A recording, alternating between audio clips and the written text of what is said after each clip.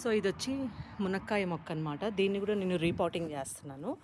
చాలామందికి డౌట్ ఉంటుంది, ఇది గ్రౌండ్లో సర్వైవ్ అవుతుందా, అది కూడా అమెరికాలో అంటే టెక్సస్ వెదర్కి అని.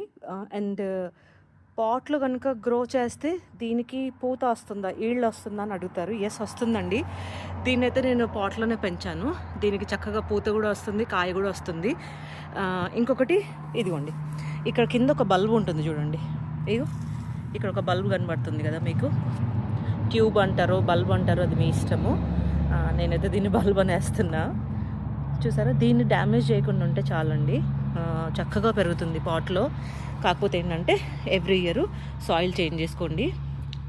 ఈ ఒక్క మొక్క ఉంటే చాలు మీకు, అసలు చక్కగా ఒంటికి కావలసిన ఔషధ గుణాలున్న మొక్క అని నేను అంటాను.